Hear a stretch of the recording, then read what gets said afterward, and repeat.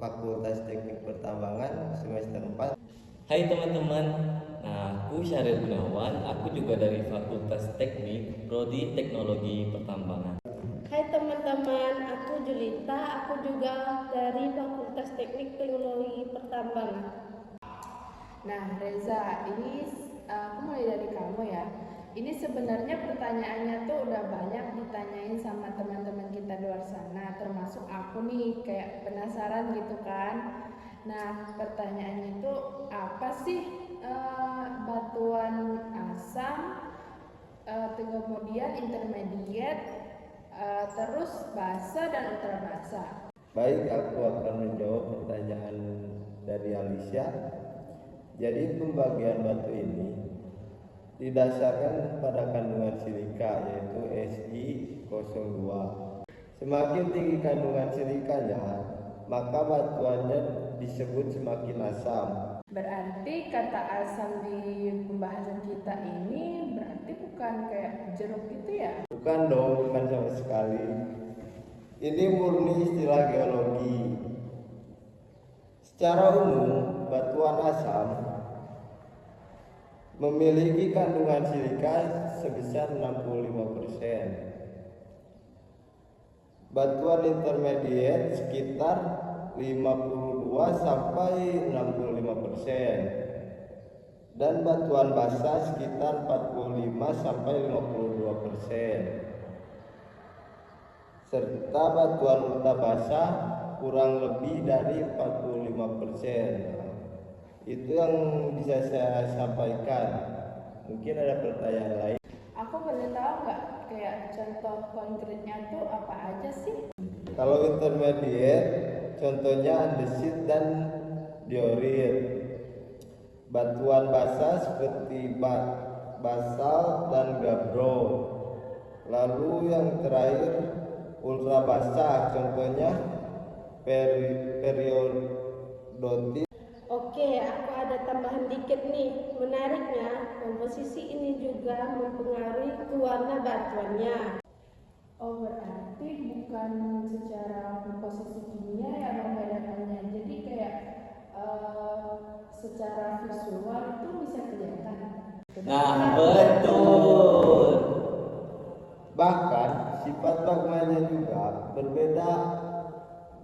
Magma asam lebih kental dan sehingga letusannya cenderung eksplosif. Sedangkan magma basah lebih cair dan letusannya relatif lebih tenang. Nah tapi nih ya, kenapa sih gunung api di Indonesia itu banyak yang meletus secara eksplosif? Nah, kalau untuk pertanyaan kali ini, giliran aku nih yang jawab nih. Kenapa gunung api di Indonesia meletusnya itu selalu eksplosif? Ya karena gunung api di Indonesia itu diperbanyak sama batuan intermediate, kemudian batu asam. Nah, khususnya di zona subduksi, yaitu di daerah Busur Sunda. Pasti gunung apinya itu kalau meletus pasti eksplosif banget. Soalnya di sana itu benar-benar kandungan batu intermediate sama batu asamnya itu bisa dibilang besar. Nah, jadi letusan di sana lebih besar daripada letusan di daerah-daerah lainnya. Nah, mungkin itu sih penyebabnya. Wah jadi udah mulai nyamuk ke kondisi Indonesia ya? Wah, kalau itu udah sangat-sangat nyambung banget sih. Soalnya kan seperti yang kita ketahui aja nih, yang dalam beberapa berita yang sebelum tahun lalu lah bisa dibilang, kan ada beberapa gunung yang tiba-tiba meletus kan. Nah, jadi itu salah satu penyebabnya mungkin juga kandungan batu intermediate dan batu asamnya itu sudah cukup besar dan mungkin tidak bisa ditampung lagi oleh gunung api tersebut. Oh jadi seperti itu. Nah Julita, menurut kamu nih, kalau dari segi pertambangan, kenapa sih klasifikasi batuan itu penting?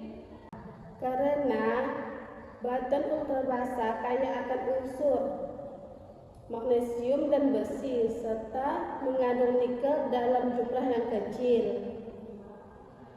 ketika mengalami pelapukan intensif di daerah tropis seperti Indonesia, karena jenis batuan sangat menentukan jenis mineral yang bisa terbentuk. Misalnya, nikel sangat erat kaitannya dengan batuan ultrabasa, khususnya periodit. Tapi nih ya, kenapa sih harus ultrabasa? Karena batuan ultrabasa kaya akan unsur magnesium dan besi, serta mengandung nikel dalam jumlah kecil. Ketika mengalami pelapukan intensif di daerah tropis seperti Indonesia, nikel akan terkonsentrasi membentuk endapan nikel laterit. Tapi juga sebaliknya nih, bauksit biasanya terbentuk dari pelapukan batuan yang kaya aluminium seperti granit atau batuan sedimen tertentu. Oke, berarti ini udah masuk ke pertanyaan kedua kita dong. Oke, Syahir, ini pertanyaan inti nih. Menurut kamu kenapa sih kayak Indonesia bagian barat itu lebih banyak bauksit, sedangkan Indonesia bagian timur itu lebih banyak yang itu nikel? Nah, kalau pertanyaan itu jawabannya itu mudah banget. Nah, hal itu dipengaruhi karena posisi geologi atau geologi regional Indonesia Barat sama Indonesia Timur itu beda banget. Makanya mineral-mineral yang terkandung di antaranya itu pasti beda. Oh, jadi kayak gitu. Aku boleh minta dijelasin pelan-pelan gak sih? Tentu bisa dong, tapi aku jawab pastinya yang secara pengetahuan aku aja. Nah, di Indonesia Barat seperti di Sumatera, kemudian Kalimantan, lalu sebagian besar dari Jawa itu diperkaya sama aluminium, dan ketika mengalami pelapukan tropis yang lama terbentuklah bauksit. Nah, jadi pengaruh besar dari terbentuknya bauksit itu yaitu suatu tanah atau batuan itu harus memiliki kandungan aluminium yang agak besar ataupun selumayan mungkin lah, sehingga nanti itu ketika terjadi pelapukan melalui pelapukan tropis yang cukup lama, pasti akan tercipta antara nikel ataupun bauksit. Nah, tapi kalau sebagian besar di barat pastinya bauksit. Oh, jadi itu alasannya kenapa kayak di Kalimantan Barat sama Riau itu dia tuh kayak didominasi oleh bauksit yang super banyak. Betul banget. Nah, itu terjadi karena kandungan aluminium pada batuan di Kalimantan Barat dan Riau itu berimbang dengan curah hujan yang cukup tinggi di Kalimantan Barat dan juga Riau. Nah, oleh karena itu terciptalah bauksit yang Sementara nih di Indonesia Timur seperti Sulawesi, Maluku, dan Papua banyak tersusun oleh batuan ultrabasa. Akibatnya aktivitas tektonik kompleks termasuk obduksi lempeng samudra. Nah, tadi kan kamu bilang ada itu obduksi kan. Nah, menurut kamu nih apa sih obduksi itu? Nah, obduksi itu adalah proses ketika lempeng samudra terdorong naik ke lempeng benua, membawa batuan ultrabasa ke permukaan. Nah, batuan ultrabasa inilah yang nanti itu menjadi induk terbentuknya endapan nikel. Nah, kalau bicara soal endapan nih, apakah cuma faktor batuan aja yang mempengaruhi suatu terbentuknya endapan itu? Tentu tidak, iklim tropis dan waktu pelapukan juga sangat penting. Di Indonesia memiliki curah hujan tinggi dan suhu hangat, sehingga proses pelapukan kimia berlangsung sangat intens. Nah, pelapukan ini bisa terjadi selama jutaan tahun tanpa waktu yang cukup lama. endapan bauksit dan nikel tidak akan terbentuk secara optimal. Oh, berarti Indonesia itu seperti laboratorium alam ya? Nah, bisa dibilang begitu karena kombinasi antara tektonik aktif, iklim tropis, dan waktu geologi yang panjang membuat Indonesia sangat kaya dengan mineral.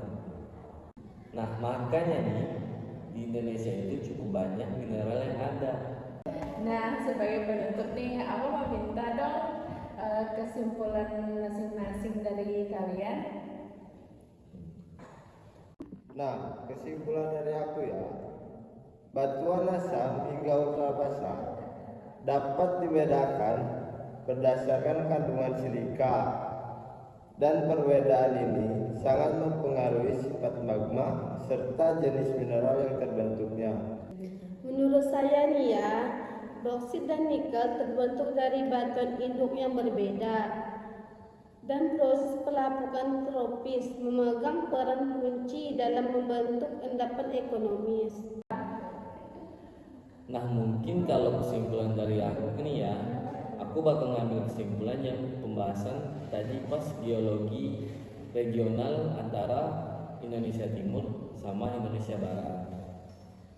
Nah, pada kesimpulannya, perbedaan geologi Indonesia Barat dan Indonesia Timur itu adalah hasil dari sejarah tektonik yang kompleks, dan itu menjelaskan persebaran sumber daya yang ada di Indonesia.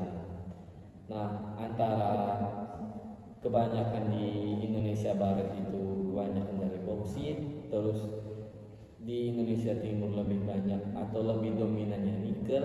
Semua itu terjadi karena adanya pengaruh yang sangat besar dari sejarah tektonik yang kompleks. Wah, lengkap banget nih. Makasih ya buat Syahreza, Syahril, dan Julita karena sudah meluangkan waktunya untuk memberikan informasi yang super duper informatif ini. Mungkin hanya itu yang bisa kami sampaikan. Sampai ketemu lagi di podcast selanjutnya. Bye-bye. Makes it hard.